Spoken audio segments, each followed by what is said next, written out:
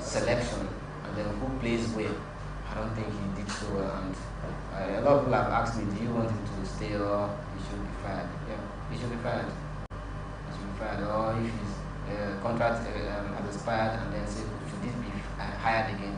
No, it shouldn't be hired. I feel you can look inward. A lot of African countries, you check them.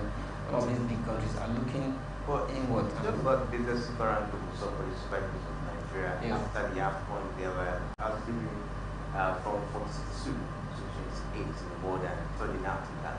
That's the best Super Eagles have gotten so far since they won the last African competition in 2016. So that really means that Pesero is better than the previous coaches that have actually managed the Super Eagles of Nigeria. He's not, even though contract-wise he did what he surpassed, what was on paper, the target now. But then I wouldn't say he was or he is better than the other coaches. One of the problems I had with what's his name, the former coach, Genotro, was his quickness. As a coach, you should be able to study your game. You don't have all day to play a football match. You have 90 minutes. If it's a knockout game, you have 120. After that, you go to penalty. So if your team is not playing well, it's not giving you what you want, you don't just keep watching. Like Genotro will will be clapping for them. What are you clapping for? They are not playing well. You should make changes. He doesn't do that.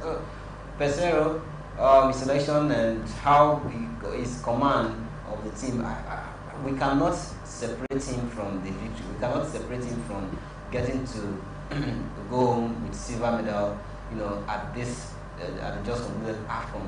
But in terms of pedigree, in terms of technical know-how, I don't have much hope in Pesero. All right, so keep our fingers crossed and see what comes up. And for retain the service of Pesero. We get the man, of course, there's a very huge offer on these people.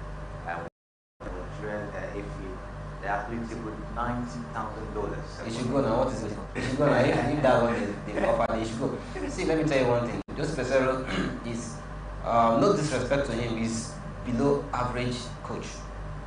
I'm sorry. The irony of the whole thing, the reality is that hiring coaches, especially foreign coaches, is usually very expensive.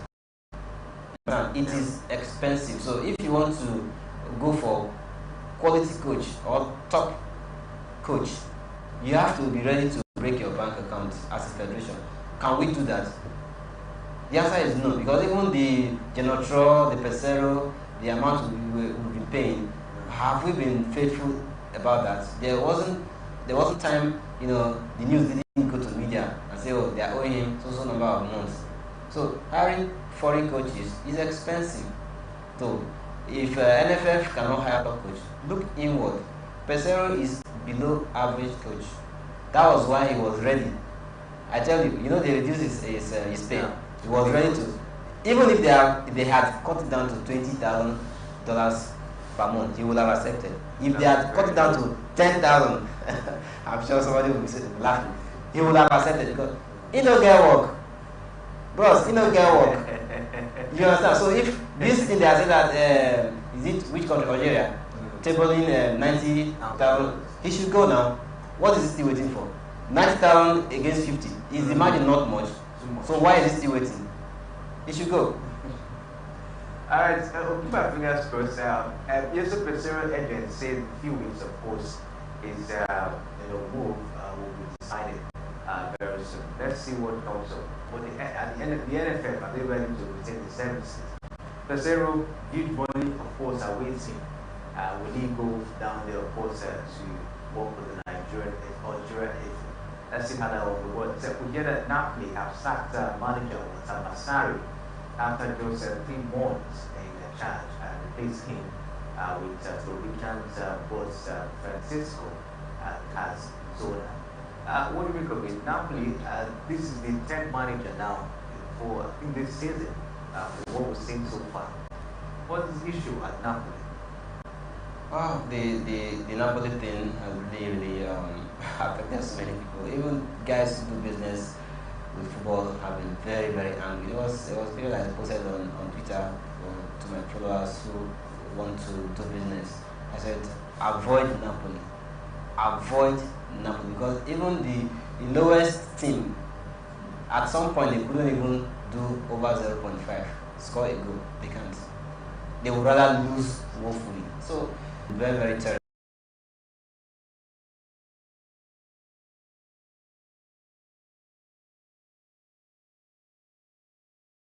And sacking the coach was just the right thing to do. 17 games and won 6. 76. How? So you in between you lost or drew possible 11. That's terrible. So and Napoli is not a small football club. I can say, oh, okay, let's just manage. They're a big team. They're a big club. So why are you not doing well? So they should try another manager. But after now, I also think the owners of the club should look around. What's the problem? Why are they getting those results? Is it that players are not well motivated? Is it that the coaches can't tell the players what they need to know? There are times you could have the crop of players that can deliver, but what do you tell them? Just like Ivory Coast, was it not the same players who lost woefully to Equatorial Guinea that's won the AFCON? So something happened. Motivation, you can get the best players, the Mbappes and Messi, pack all of them in PSG and not do well. What is their motivation?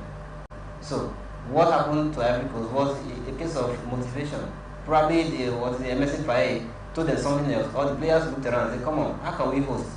We are hosting and then we want to leave at group stage, even though they are already staying at the group stage was not within their powers again. It was Morocco that helped them. But when they came in, they said, no, we have to help ourselves, help our country, and help our coach. So for Napoli, the owners should look inwards.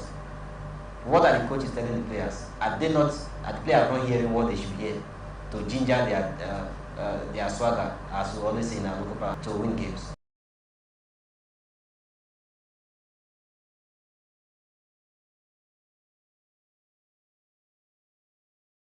So, over time, I mean, in the next few weeks, we should be able to see improvement. And talking about Napoli, this also, of course, our man is down there. This might be the word for him because we hear that at the moment we're ready to go in summer.